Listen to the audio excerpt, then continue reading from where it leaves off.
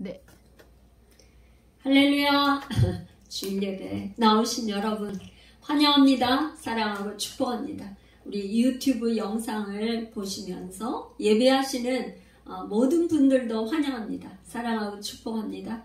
여러분 한 주간 이제 욥기 말씀 붙들고 많이 씨름하셨죠? 이제 드디어 오늘은 욥기 8강인데요. 8강이 이제 드디어 하나님께서 이제 나타나셨어요. 폭풍 가운데. 그래서 오늘 제목은 욥기 8강 엘리후 뒤에 이어지는 하나님의 폭풍우 언설. 폭풍우 언설이에요.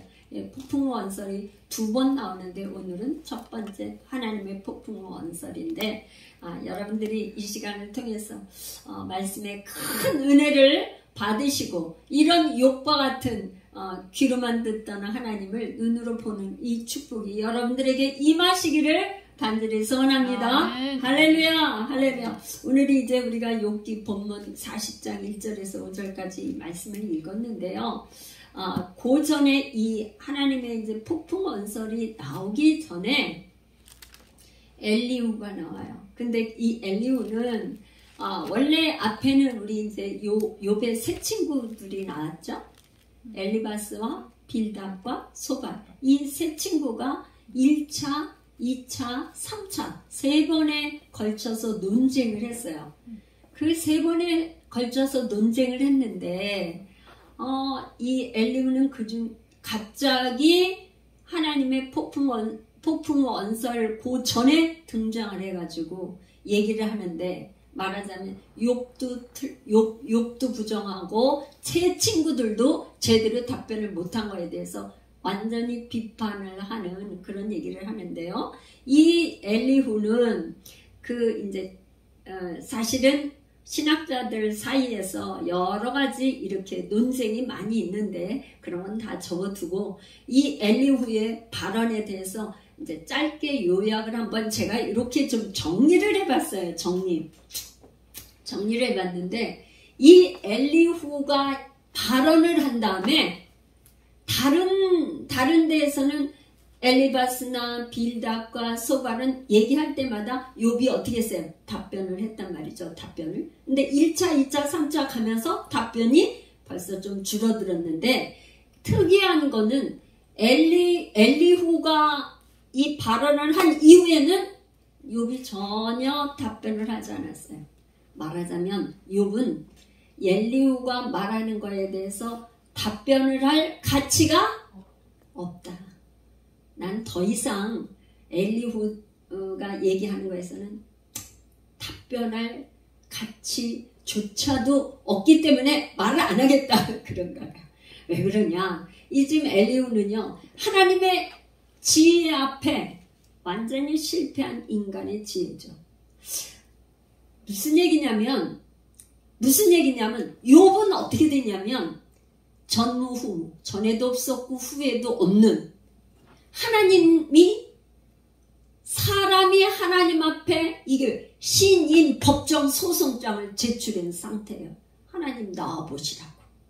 사람이 하나님 앞에 법정에 나와보시라고 초청장을 제출한 마당에 엘리후 같은 연수한 자가 나와서 지금 인간의 기존의 전통적인 인과응보론을 가지고 이렇게 얘기하는 거에 대해서 욥은 답변할 가치가 없다고 일축을 딱 해버린 거예요.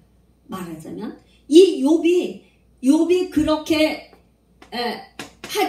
답변을 하지 않은 이유가 바로 그런 거다면 너의 말에는 내가 말하기 쉽지도 않아. 말하고 싶지도 않아. 그런 얘기예요. 그래서 왜 그랬느냐? 욥이 지금 욥은 어떤 상태죠? 하나님 앞에 신임 법정 소송장을 제출한 것뿐만 아니라 욥은 어떻게 해요? 지금 계속하는 게 울타리가 다 깨졌어요. 첫 번째 제가 울타리 깨기였었어요. 울타리 깨기. 울타리. 여러분도 꼭 이 울타리는 기억해야 돼요. 뭐야? 삶의 전반적인 울타리가 다 깨졌는데 지금까지 자기가 누려왔던 거 물질의 풍요함, 안락함, 자녀들의 축복, 축복의 울타리, 건강의 울타리, 하나님께서 지켜주신 부하드, 구하드, 그 울타리를 다 깨져버렸어. 욥은 그렇게 울타리가 깨진 이 경계가 허물어져 있는 경계 밖에 있는 사람이고, 그 다음에 욥의 세 친구와 엘리후는 뭐예요? 기존의 울타리 안에서 안정된 생활을 하고 있는 이 사람들하고는 욥과는 뭐예요? 상황이 너무나 다르기 때문에 이해하거나 감히 깨달을 수 있는 경지가 아니라는 거야. 그래서 하늘의 음성은, 제가 이번 내번에 써는 거는, 이제 하나님의 하늘의 음성을 들을 수 있는 사람은 오직 누구냐? 기존의 경계가 다 허물어지고 이렇게 하나님 한번 나와보시라고, 하나님 나와보셔서 나에게 말씀해달라고, 하나님의 정의와 이 하나님 도대체 당신은 누구십니까? 하면서 외치는 욥만이 들을 수 있는 그런 거라 이 말이에요. 그러니까 이 하늘의 음성은 이 경계가 허물어졌느냐 안 허물어졌느냐, 이 경계의 유무, 경험의 유무에 있다. 그러니까 역시 고난의 깊은 풀무불 과정을 거친 사람은, 연단을 거치고 연단된 사람은 하나님을 만나도 깊이 깨달아 알게 된다는 거죠. 그렇죠? 아멘. 할렐루야. 아멘. 이 정말 육신에 아주 도저히 고칠 수 없는 암병이나 그런 데서 고통 가운데 있다가 하나님을 찾고 진짜 사람이 죽음 앞에 무슨 말이 필요하겠습니까? 이제 인생에 이제 살 날이 며칠 안 남고 얼마 안 남았다는데 다른 무슨 말이 필요하겠어요? 그쵸? 네? 거기에는 아무런 할 말도 없는 거예요.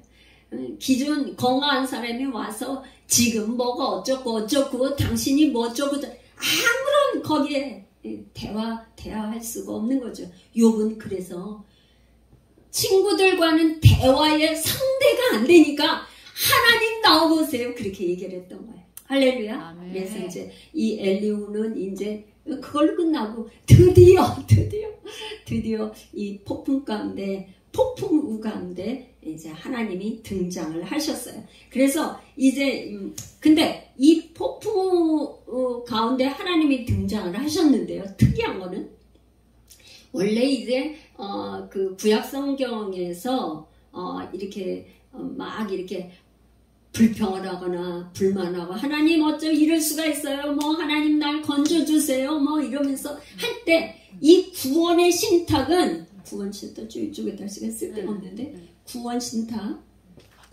신탁은 뭐냐면요, 하나님은 원래는 하나님이 이런 거야. 두려워하지 말라, 내가 너와 함께합니다. 놀라지 말라, 나는 내 하나님이야. 내가 너를 도와줄 거야. 이사야 41장 10절 같이 나의 종 야곱아, 이러면서 이 평안하게 첫 번째 나오는 게 뭐야? 두려워하지 마, 안심해, 내가 너와 함께 할 거야. 그러면서 위로와, 내가 너를 구원했어, 뭐 그런 거 아니야? 내가 너를 잊지 않고 있어, 내가 너를 손바닥에 새겨서 너를 날마다 보고 있어. 하나님 말씀은 뭐 선지서나 어디에 뭐 다 그런 식으로 기록이 돼 있어요.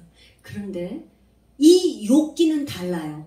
욥기는 이 폭풍 가운데서 나타나신 하나님이 욥에게 내가 너와 함께하리라, 두려워하지 말라, 이런 식의 구원 시탁의 말씀이 아니라 오히려 질문을 하는 거예요. 질문.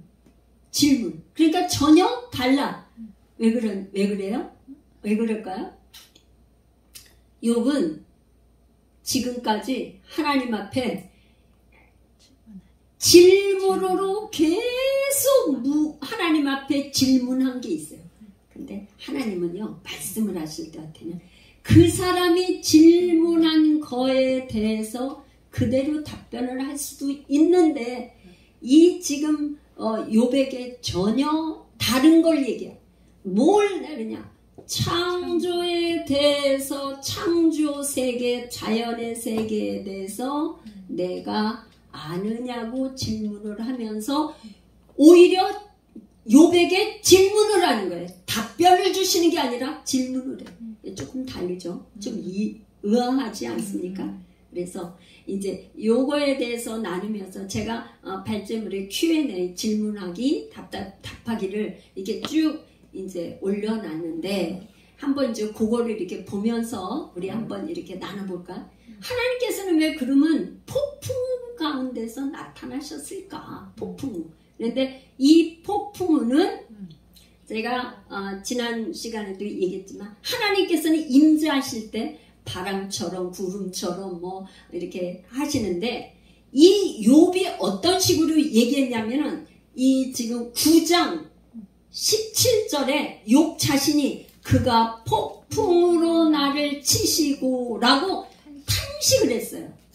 그러니까 하나님께서 나타나실 때 욥이 했던 그 말대로 폭풍 가운데 나타나신 거예요. 그러니까 하나님이 어찌하여 나를 폭풍우와 같은 나를 치십니까? 그러니까 하나님께서 네가 나 폭풍우 가운데 나를 친다고?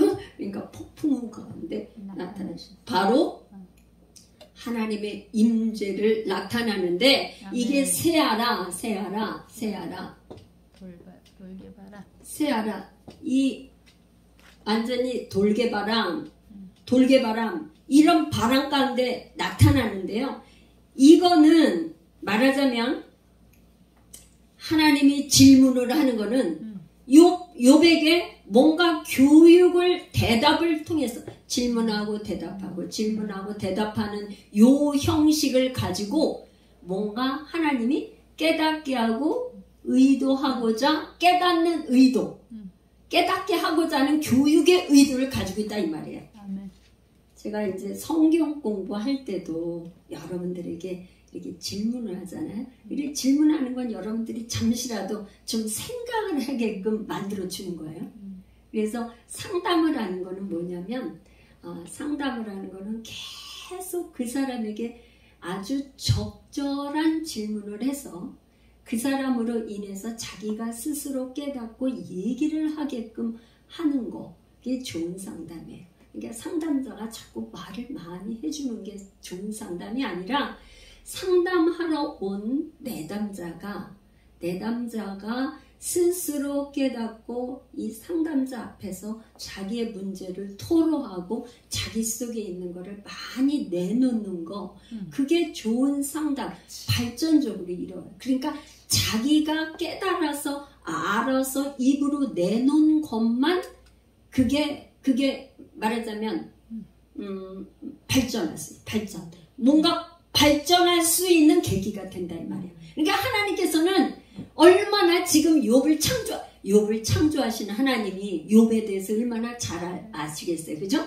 그러니까 욥에게 이제 지금 다른 저기처럼 두려워하지 마, 걱정하지 마, 내가 너와 함께하고 있어. 여태까지 너 그냥 어떻게 이렇게 설명을 하려고 하나님이 나타나신 게 아니라 오히려 수사적 질문으로 다시 물어보는 거예요.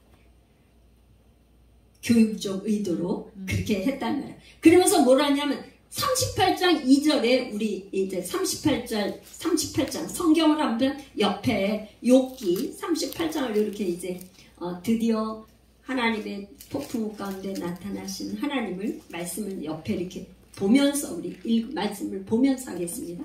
38장 2절에 보니까 무지한 말로 생각을 어둡게 하는 자가 누구냐? 무지한 말.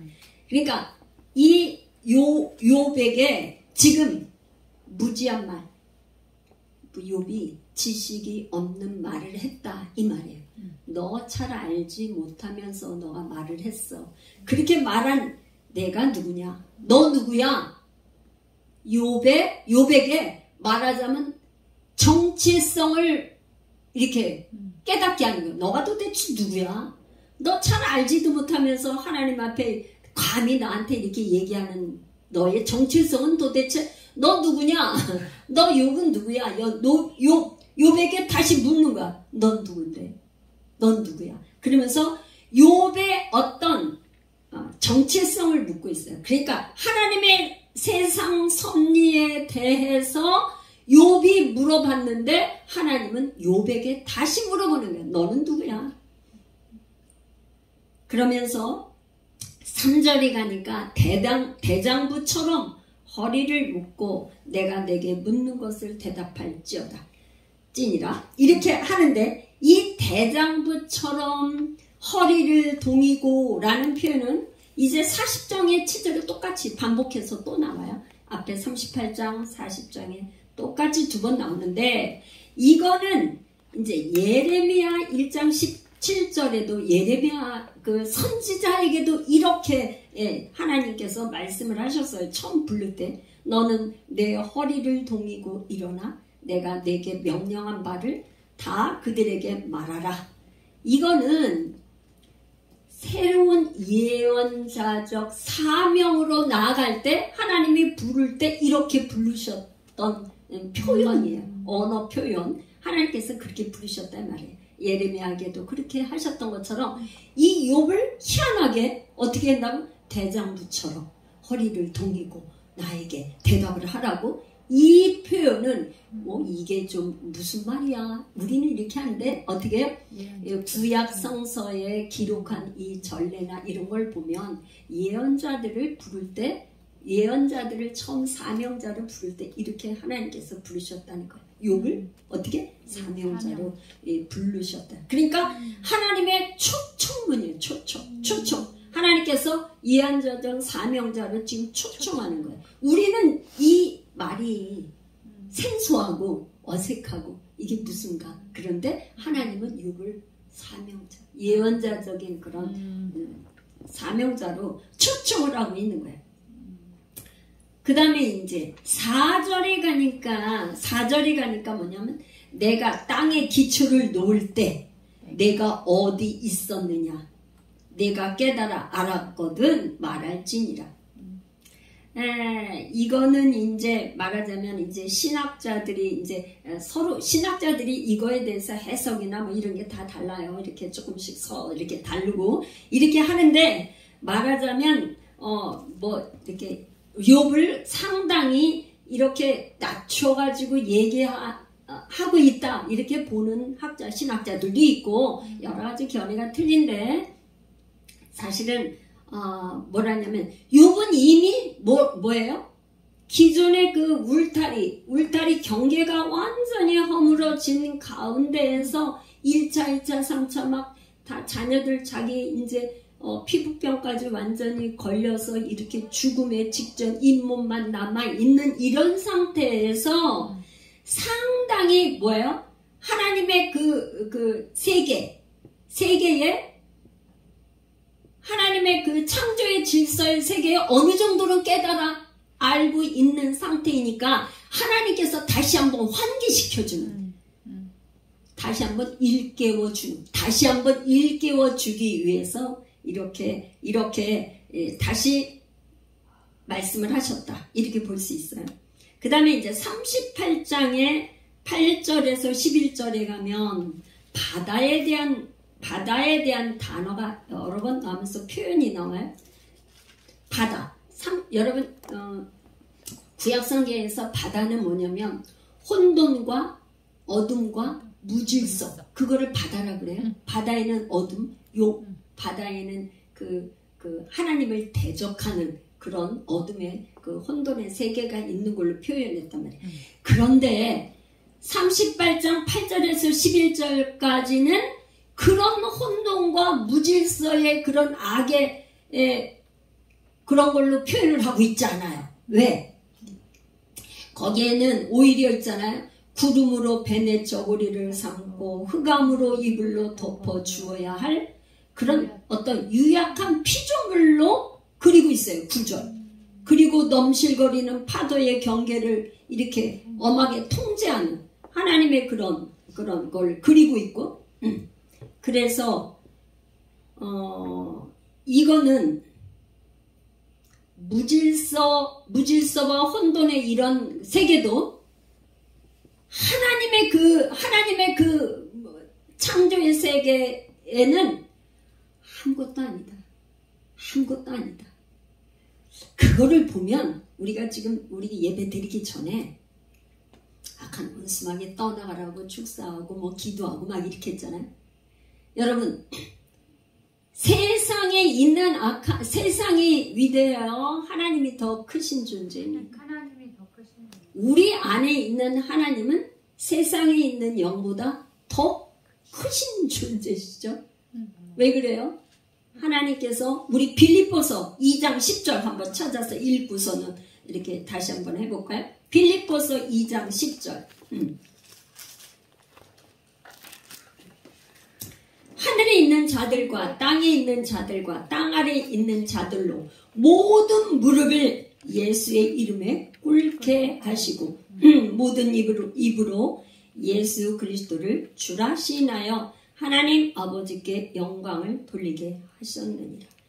이 예수 그리스도, 이분이 만물을 창조하시고 또 만물을 붙들고 계신 분이에요. 할렐루야. 아멘. 말하자면 우주 만물은 어떻게 했냐? 하나님께서 창조하신 그 매뉴얼대로 움직이고 있다 이 말이에요. 하나님께서 창조하셨는데 창조된 매뉴얼대로 움직이고 있기 때문에 바다의 혼돈에 뭐 무질서에 악한 영의 이런 뭐 저기도 예수 그리스도 하나님 앞에는 아무것도 아니라. 아멘. 하늘이나 땅에 있거나 땅 아래의 모든 피조 모든 것은 예수 그리스도 앞에 완전히 무릎을 꿇게 하나님께서 만들어 놓으셨단 말이에요. 히브리서 또 한번 1장 3절로 가보겠습니다. 1장 3절. 히브리서 353쪽이네요.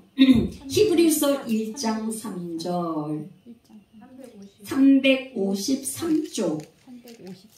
이는 하나님의 영광의 광채시요 그 본체의 형상이시라.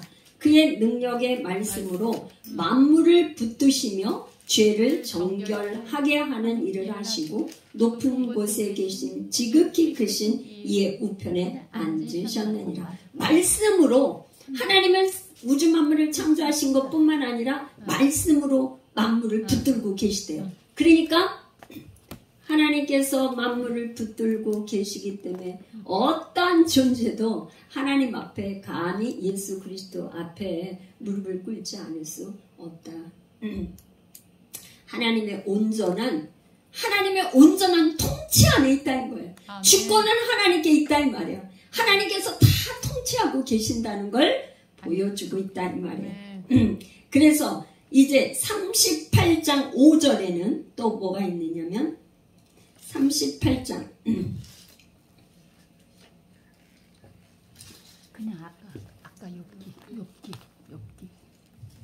또 그 다음에 25절이네요. 38장 25절 누가 홍수를 위하여 물길을 터주었으며 우레와 번갯길을 내어 주었느냐. 누가 사람 38장 25절. 그러니까 홍수를 위하여 물길을 터주고 우레와 번개의 길을 내주었냐. 여러분, 비가 많이 와서 홍수가 졌는데 그 길을 내시는 분도 말하자면 하나님이 홍수 가운데 길을 내셔서 이렇게 하나님께서 움직이시는 대로 홍수마저도 길을 내시는 분이 하나님이시다는 이거예요. 우리와 번개 또 그 길도 하나님이 내신다는 거예요. 할렐루야. 아멘. 하나님께서 내신 길로 진행을 하고 있다. 그런 말이에요. 뭐 하나님의 매뉴얼, 창조의 매뉴얼대로 움직이지 않는 거가 하나도 없다. 하나도 없다. 그렇게 말씀하고 있어요. 그 다음에 이제 사람이 없는 땅을 38장 26절에서 27절에는 또 뭐라 그러냐면 누가 사람 없는 땅에 사람 없는 광야에 비를 내리며 황무하고 황폐한 토지를 흡족하게 하여 연한 풀이 돋아나게 하였느냐. 이게 우리는 있잖아요. 우리는 이 세상에 살면서 사람 중심이에요. 그죠? 사람 중심. 근데 하나님께서 사람이 안 사는 그곳에도 어떻게 비를 내리고 적당한 때 이슬도 내리고 모두 오게 하고 바람이 불게 하고 다 해서 사람이 안 사는 곳까지도 하나님께서는 다 관리를 하고 계시. 하나님께서. 그러니까 인간이 볼 수 없고 살지 않는 그곳이라 해서 없는 게 아니라 그런 곳, 사람이 없는 땅도 하나님은 다 관리하시면서 하고 있다는 것을 자연 세계에 대해서 하나님께서 말씀을 하고 계세요. 39장으로 가니까요. 39장 6절 39장에는 지금 6절이 있는데요. 내가 들을 그것의 집으로 소금 땅을 그것이 사는 초소로 삼았느니라. 여기 들나귀와 소금 땅 앞에 보면 누가 들나귀를 놓아 자유롭게 하였느냐, 누가 빠른 나귀에 매인 것을 풀었느냐. 들나귀 소금 땅 뭐 이런 게 나오는데요. 들나귀의 초소가 소금 땅이다. 소금 땅, 여러분 소금 땅에는 사람이 살 수 있어요, 없어요? 사람도 살 수 없고 풀포기나 뭐 이런 게 날 수가 없잖아요. 그러니까 풀포기가 소금 땅에서 나는 게 없는데 들나귀가 어떻게 뭘 먹고 살겠어요? 그런데 그 가운데서도 여기 지금 있잖아요. 그 들과 소금 땅 이런 거는 아주 사람이 도저히 살 수가 없는 곳인데도 이런 버려진 곳, 이런 곳에서 들나귀는 자유롭게 하나님이 창조의 그 섭리 가운데 살아간다는 거예요. 살아간다는 거. 우리가 감히 짐작도 할 수 없는 그런 세계죠. 그죠? 우리가 보이는 요것도 다 깨달아 알기가 어려운데 하나님이 지금 욥이 전혀 생각지도 않은 그런 데까지도 얘기를 하면서 욥의 생각의 지경을 자꾸 넓히는 거야. 넓히는 거. 너 이런 거 너 알아? 너 알아? 홍수가 길내는 거 알아? 너? 홍수를 누가 길내는지 알아? 뭐 이런 것까지 그냥 계속. 그러니까 말하자면 하나님께서 지금 욥 한 사람을 데리고 교육을 하시는데 너 한번 생각해봐. 그러면서 생각의 지경을 넓혀. 우리가 있잖아요. 우물 안의 개구리. 어떤 어려운 문제에 딱 닥치면은 그 문제 안에 갇혀서 더 이상 생각을 못해요. 문제 안에 딱 갇혀버려갖고 문제를 해결할 능력이 없는 거예요. 왜? 문제 속에 파묻혀가지고 아무것도 못 보고 도대체 못 봐요. 그죠? 그런데 지금 욥을 데리고 하나님께서 교육하시는 거는 뭐냐면 생각의 폭을 넓혀 계속 생각의 폭을 지경을 넓히는 거예요. 할렐루야. 그러면 우리도 그래. 우리도 그렇다는 거죠. 우리도 마찬가지예요.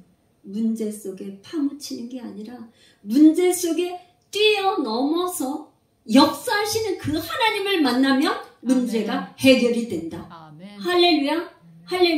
하나님은 이게 문제 속에 이렇게 우리는 요 문제만 보고 하나님 요거 해결해 주세요. 하나님 요거 해결해 주세요. 이렇게 매달리고 있거든요. 근데 하나님은 그게 아니야. 하나님은 깊으신 섭리와 뜻이 계신데 이게 아니라 더 큰 거 내가 너를 통해서 이루기를 원하는 건 이게 아니야. 더 큰 걸 원해. 네가 더 넓은 눈으로 더 높이 믿음의 그 어떤 지경을 넓히기를 원한다. 하나님이 그런 뜻을 가지고 계시죠. 그래서 지금 욥 한 사람을 가지고 교육하는데 그렇게 자꾸 생각의 폭을 넓혀가시고 계신 것을 볼 수 있습니다. 그래서 또 39장에 지금 7절에 가보면 들나귀는 성읍에서 짓거리는 소리를 비웃나니 참 우리가 좀 이게 욥기에는 참 이렇게 생전 듣도 보지도 못한 이런 저기래요. 들나귀가 성읍에서 짓거리는 소리를 비웃는데요. 성읍에서. 그러니까 말하자면 들나귀. 들에서 사는 낙이니까 뭐 얼마나 천방지축 자유롭게 독립해서 사는 그런 들나귀의 그 표현을 얘기하는 거죠. 그 다음에 이제 39장 이제 39장 13절부터 타조 이야기가 나오는데 타조. 이 타조의 그 생태는 참 희한해요. 이 타조는 뭐냐면 제 새끼한테 아주 모질게 돼요. 그런데 어느 정도냐? 제 새끼가 아닌 것처럼. 여기 지금 16절에 자기 새끼를 새끼가 아닌 것처럼 대하는 저기가 동물들이 다 하잖아. 자기 새끼도 저기 한번 품어서 새끼 나게 하고 막 이러잖아요. 그게 본능이잖아요. 본능인데 유일하게 타조는 안 그래. 타조는 제 새끼를 제 새끼가 아닌 것처럼 아주 매몰차게 아주 그렇게 한다는. 근데 왜 그래? 하나님이 그렇게 만드셨다는 거예요. 하나님이 그렇게 만든 거예요. 그러니까 타조를 그렇게 만들었기 때문에. 그런데 이 타조에게는 그 대신 아주 뛰어난 게 있는데 뭐가 뛰어나냐면요. 그 타조가 몸을 떨쳐 뛰어갈 때는 말과 그의 탄자를 우습게 여긴대. 얼마나 속도가 빠른지. 타조가 그렇게 빠른가 봐요. 나는 이 욥기에서 처음 이렇게 타조 잘 모르는데 이렇게 나온 걸 보면.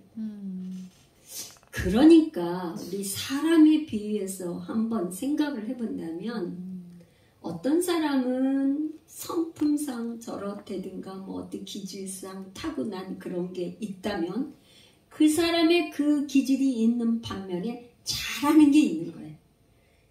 어떤 거는 못하지만 못하는 반면에 다른 면에서 탁월하게 잘하는 게 있는 거예요. 나는 이걸 잘하는데 저 사람은 저걸 왜 그렇게 하지? 그게 아니라 그 사람은 그렇게밖에는 안 하지만 딴 거를 잘하는 거야. 그러니까 우리도 말하자면 하나님께서 나에게 주신 탁월한 은사가 뭔가 그걸 잘 개발하면 돼요. 아멘. 할렐루야. 저 사람이 지금 다른 사람이 지금 저거 잘한다고 내가 그거 쫓아갈 게 아니라 저 사람은 그걸 잘하는구나. 나는 내가 뭘 잘하지? 나다운 게 뭔가? 하나님께서 나에게 주신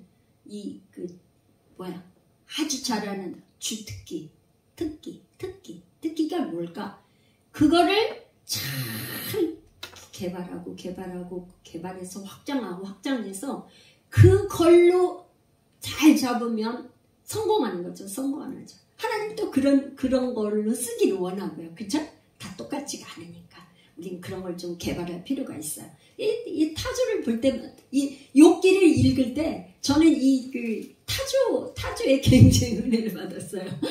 타조가, 그렇구나. 이 타조가 자기 새끼는 모질게 하지만은, 이게 달려가고 뛰어가는 건 아주 스피드가 그렇게 빠르구나. 근데 하나님께서 뭐야? 그 새끼를 모질게 하는 그거에 지혜와 총명을 주지 않았대. 타조에게는 그런 총명과 지혜를 주지 않아서 그렇다는 거예요. 하나님 그렇게 창조를 했대요. 그런데 감히 하나님 왜 이렇게 창조했어요? 그 말 할 말이 없는 거예요. 당신 왜 그거 못해? 그 말을 할 필요가 없는 게 하나님이 그렇게 만드셨기 때문에. 하나님 나 왜 이렇게 만들었어요? 여러분 그렇게 말씀하겠어요? 하나님 여러분마다 잘하는 것도 있고 못하는 것도 있고 다 각자 기질대로 성품대로 좋은 주특기가 다 다르고 각자의 그것들을 만드신 거죠. 할렐루야. 40장 2절에 가면은요. 40장 2절에 가면 이제 드디어 하나님께서 말씀을 하시는데 뭐라 그랬냐?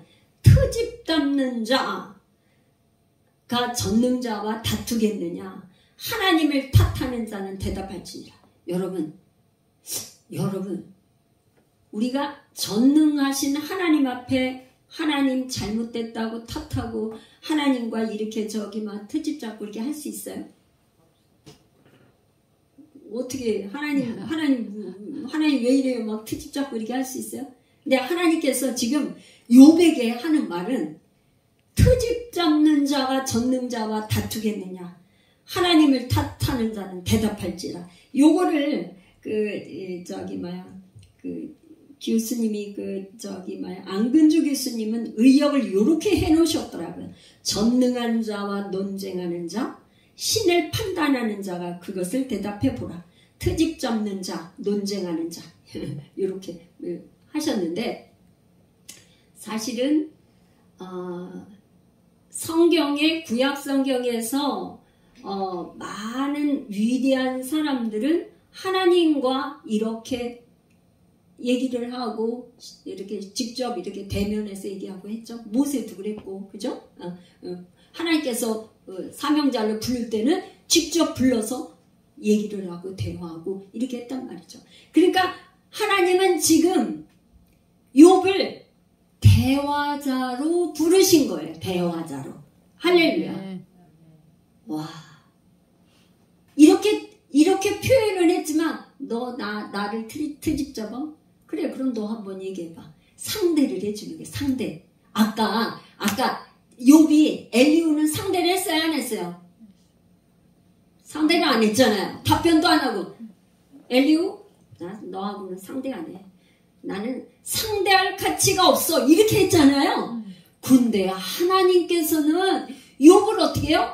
상대를 해주는 거야. 상대를 해서 얘기를 해주는 거야. 얘기를 하겠다는. 너 한번 대답해봐. 내가 얘기할게. 상대를 해주는 거야. 이야, 진짜 이게 정말 욥에게 축복이죠. 축복이죠. 할렐루야. 여러분들에게 이런 축복이 있으시기를 소망합니다. 여러분들도 하나님이 내가 너하고 얘기할게. 너 한번 대답해봐. 얘기해봐. 우리는 구약 때는 하나님 앞에 감히 나갈 수가 있어요? 없어요? 하나님 앞에 죄인은 하나님 앞에 나가면 죽잖아요. 그죠? 죽는다고 여러 번 제가 얘기했잖아요. 근데 여러분, 우리는 지금 얼마나 정말 우리가 하나님 앞에 귀한 존재냐면요. 예수 이름으로 나가기만 하면 하나님이 어서와. 하나님 환영하면서 두 손 들고 예수 이름으로 우리가 부르기만 하고 나가기만 하면 오냐 어서와라 어서라. 하나님 우리를 기다리고 계신다는 거예요. 할렐루야. 아멘.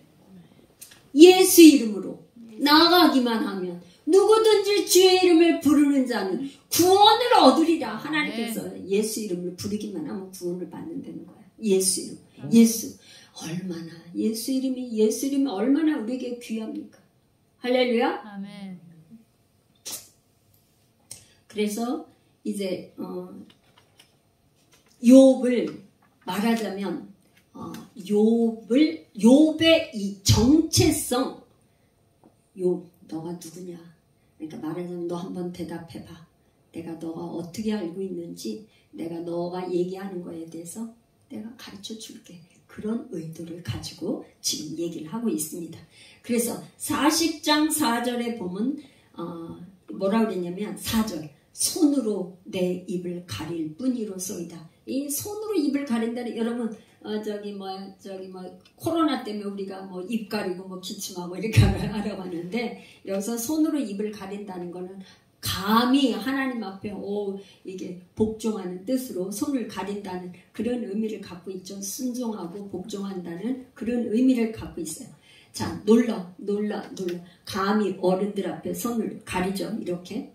그래서 이제 신학적으로 이 지금 욥기 32장부터 쭉 40장 5절까지 우리 했는데요. 한번 이렇게 이제 제가 정리해서 살펴본 바에 의하면 신학적으로 하나님에 관해서는 창조주 하나님이다. 하나님은 어떤 분? 창조주 하나님. 다른 이제 성경은 하나님이 누구신가에 대해서 하나님에 대해서 이제 기록하고 있는데 이 지금 욥기에서는 창조주 하나님에 대해서 기록을 하고 있어요. 하나님 내가 너 이렇게 여기 지금 39장에 산염소 새끼가 치는 때를 내가 아느냐. 암사슴이 새끼 낳는 것을 내가 본 적이 있느냐. 요즘에는 우리가 유튜브만 틀면은 뭐 이런 거 영상이 뭐 다 있으니까 우리가 알지만 그 옛날에 요배 시대 때는 이런 거 어떻게 알겠어요. 산 염수가 새끼 치는데 어떻게 알아. 모르죠. 그러면서 이렇게 얘기를 하는 거 보면 하나님은 이 피조된 세상과 만물과 더불어 호흡하는 하나님이시다. 사람과만 하는 게 아니라 만물, 피조, 하나님께서 피조의 모든 세계와 함께 호흡하시는 하나님. 그 하나님이 창조주 하나님이라는 거예요. 오늘날 이제 지금 진화론, 학교에서는 진화론을 가르치고 있기 때문에 진화론과 창조론이 이렇게 대립하고 있는 이런 세상에 우리는 살고 있어요. 근데 그건 하나의 이론에 불과한 겁니다. 진화론은 시대적으로 우리가 역사의 흐름에 역사의 긴 흐름 가운데에 역사와 지구의 역사를 우리가 헤아릴 수 없어요. 과학적으로 헤아릴 수가 없이 수만 년인지 얼마인지 우리는 몰라요. 사실은 그 과정 가운데 사람이 어떠한 지금 시대에 진화론이라는 이론을 내놓은 것 뿐이에요. 진화론이라는 이론을 내놓은 것 뿐이에요. 만약에 지금부터 100년, 200년, 300년, 500년 지난 다음에 진화론은 하나의 아무런 그런 이론이 뭐 있었다 이렇게 그냥 지나갈 수도 있고 몰라요. 그건 뭐 그 안에 예수님 오시면 또 우리는 재림하시는 예수님은 저기 하는 거고. 그렇기 때문에 이 창조의 욥기에서 이렇게 하나님의 창조에 대해서 이렇게 자세히 이렇게 말씀하시는 걸 이걸 보면은 사람 원숭이가 진화돼서 사람이 됐다든가 뭐가 진화돼서 이랬던가 하고는 전혀 이게 지금 맞지가 않는 거죠. 전혀. 지금 성경에서 얘기하고 있는 거는 진화론에서 설명을 감히 할 수가 없어요. 사실은. 그죠? 지금 하나님이 말씀 얘기하시는 거 보면 오죽하면 홍수의 길, 우주 만물의 모든 걸 하나님이 지금 창조 세계에서 피조물의 이 만물을 하나님이 다 그 창조의 매뉴얼대로 움직이고 계신데 진화론의 이론으로는 극히 작은 일부분의 어떤 이론 밖에는 설명할 길이 없는 그런 이론이다. 그래서 또 신학기인주의 사람은 바로 욥의 정체성에 대한 거를 말하고 있어요. 그러니까 하나님께 욥은 질문, 하나님 한번 나와보세요. 하나님 나오셔서 나한테 말씀하세요. 막 이렇게 얘기를 했는데 하나님은 너 누구야? 너 거기 내가 이걸 창조할 때 너 어디 있었어? 오히려 이렇게 얘기해. 너가 누구야? 넌 정체성이 뭐냐는 욥의 정체성을 얘기하고 있어요. 사실은 그래서 우리가 하나님 앞에서 내가 어떤 존재인가 그거를 만약에 깨닫게 되면 사실은 우리가 컴플렉스 우리 안에 사람마다 아마 컴플렉스가 없는 사람이 없을 거예요. 컴플렉스가 왜 있냐? 다른 사람하고 비교를 하니까 컴플렉스가 있는 거야. 나보다 잘생긴 사람하고 이쁘고 멋지고 키 큰 사람하고 비교를 하면 내가 키가 작으니까 열등의식을 갖고 나보다 우리는 이렇게 머리가 까만데 백인 머리가 노란 금발의 미국 사람들하고 보면 내가 괜히 꿀리는 것 같고 푸른 눈을 보면 뭐 그거 외모나 뭐 이런 거에서 우리가 열등의식을 가지고 있어요. 동양인이라는 거에 대해서 그럴 수 있단 말이에요. 그죠? 오죽하면 가나안 땅에 들어가서 12명의 정탐꾼들이 뭐 했어요? 메뚜기 컴플렉스. 거기 아낙 자손들이 그냥 키가 장대같이 큰데 그들을 보니까 자기는 메뚜기 같은 게 우리는 메뚜기 같은데 감히 상대가 안 되는 거죠. 막 3m, 4m 되는 그 사람들하고 어떻게 감히 상대해서 싸울 수 있는 이 컴플렉스잖아요. 우리는 안 돼 하는 컴플렉스. 그러니까 우리는 사실은 하나님께서 나를 어떤 존재로 만들었는지 그 정체성을 만약에 깨달으면 컴플렉스가 하루아침에 다 없어져. 왜? 왜 그래요? 왜 그러냐? 아까 타조가요. 타조. 이 말과 그 자기 새끼를 갖다가 이렇게 막 모질게 하는 거에는 하나님이 지혜와 총명을 안 줬지만 달리는 거, 스피드에는 뭐 감히 말이 못 따라온 정도로 빠르대요. 그러니까 타조의 특성이 있어. 그러니까 여러분 한 사람 한 사람이 하나님 만들 때 이 사람에게는 제일 잘하는 뭐가 주특기 있다고 아까 좀 전에 제가 얘기했잖아요. 그 정체성을 내가 알면 컴플렉스는 끝인 거죠. 할렐루야. 여러분들이 정체성을 회복하기를 축복합니다. 하나님의 그 섭리 가운데 하나님께서 여러분을 어떻게 만드셨는지 그거를 개발하기만 하면, 하나님을 만나기만 하면 어떻게 돼요? 해결돼요.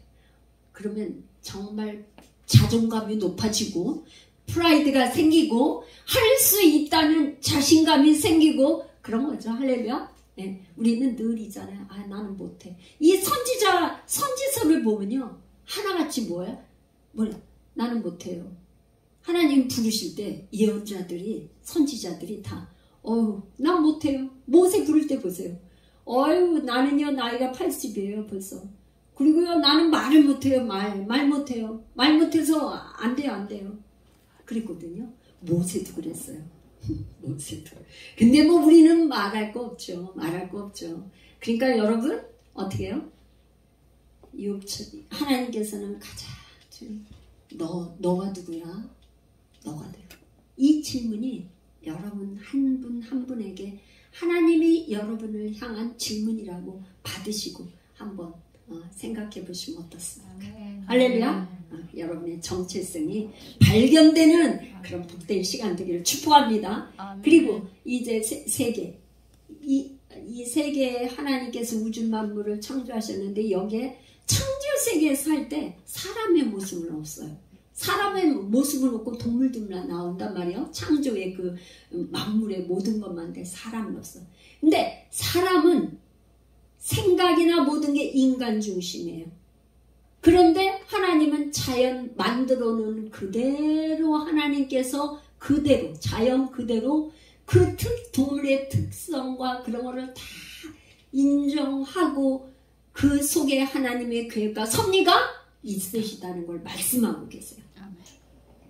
우리나라 서해안에 이 간척 사업을 그때 우리나라 대기업에서 했단 말이죠. 그래서 간척지 사업을 해서 거기다 뚝을 다 만들어갖고 콘크리트로 벽을 쌓고 그래서 육지로 땅을 만들었는데 그때 그 사업을 할 때는 굉장히 잘했다고 생각을 해서 땅이 넓어지니까 굉장히 잘했다고 생각을 했는데 시간이 지나서 생각해본 결과로는 이런 이론들을 얘기하는 걸 제가 봤어요. 뭐냐? 우리나라의 이 서해안의 그 조개와 이 해산물 그 나오는 거가 굉장히 좋은 먹거리인데 그 먹거리가 없어진 거예요. 말하자면 자연 그대로 서해안의 그 진흙 같은 거 그 조개가 흐레 진흙 이런 거를 먹고 살기 때문에 거기에 플랑크톤들이 많잖아요. 그걸 먹고 살면서 조개가 되고 조개에서 진주가 되고 뭐 이런 거 아니겠어요?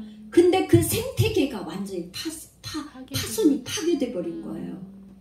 그러니까 땅을 얻은 대신에 잃어버린 게 굉장히 큰 거예요. 자연 그대로 하나님께서 주신 그 섭리 먹거리는 우리가 얻을 수 없게 돼버린 거예요. 그러니까 요즘에 또 그리고 뭐죠? 이렇게 두 가지로 이렇게 해서 뭐 새로운 품종이 나오고 많이 그러잖아요. 씨앗을 2개 해서 뭐 인종 두 가지 이렇게 규합하고 막 이렇게 해가지고 또 새로운 종자가 나오고 새로운 종자들이 막 많이 나오고 그러잖아요. 그러니까 인간의 과학을 가지고 문명 세계에서 지금 발전한 것처럼 막 나가지만은 하나님의 창조의 섭리에 비추어 보면은 득도 있지만 실이 크다. 잃어버리는 게 너무 많은 거예요. 한 가지가 얻으면 한 가지는 잃어버려. 약도 그렇잖아요. 현대 우리가 그 당뇨약을 오래 복용하면 심장이 완전히 무너져서 심장을 회복할 수 없는 그렇게 되잖아요. 콩팥이 망가져가지고.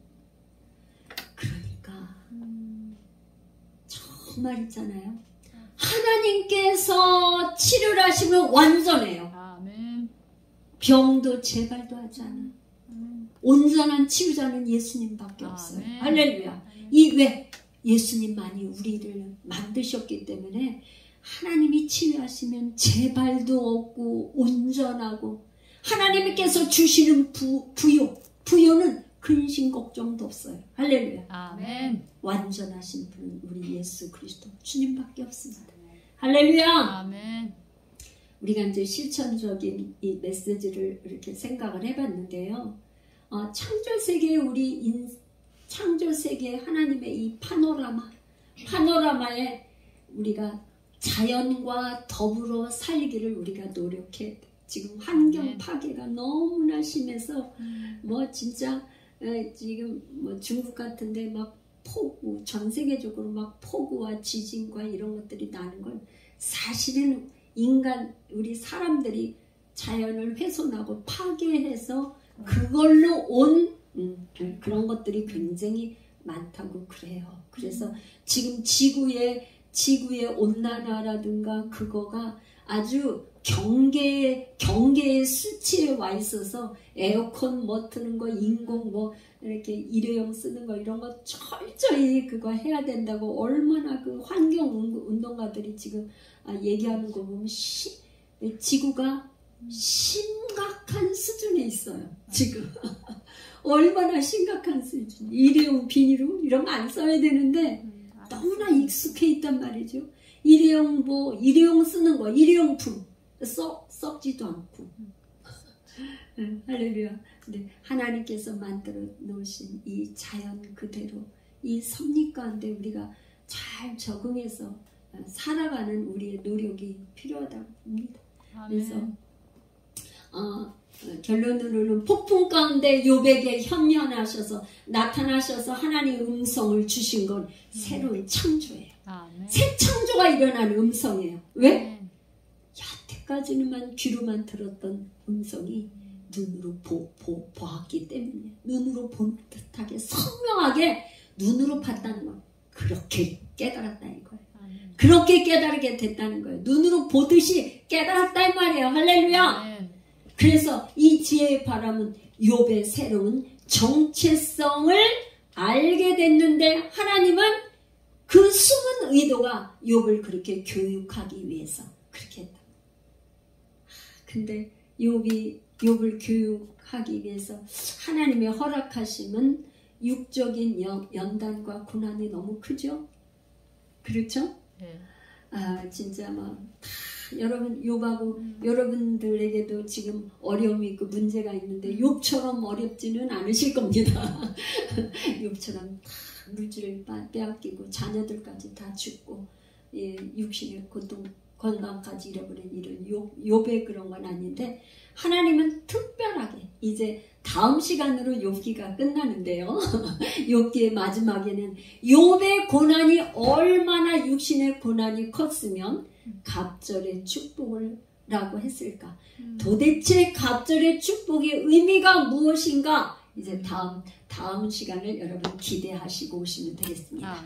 그래서 이번 시간에는 결국 욥의 정체성을 찾는 거구나. 폭풍우 언설 속에는 하나님이 욥에게 너의 정체성이 뭐냐? 너 누구야? 너 누구냐? 질문하시는 거구나. 우리가 이제 이렇게 봤고요. 다음 시간에 기대하고 오십시오. 기도 많이 하시고 이 시간 우리 이제 기도하겠는데요. 하나님 욥에게 향해서 내가 누구냐고 말씀하시는 하나님, 저에게도 말씀하시는데 하나님, 나도 그런 정체성을 깨닫게 하여 주옵소서. 내가 누군지를 알기를 원합니다. 우리 주여 한번 부르고 크게 부르고 기도하겠습니다. 주여 한번 불켜주고 주여 한번 부르고 기도합니다. 주여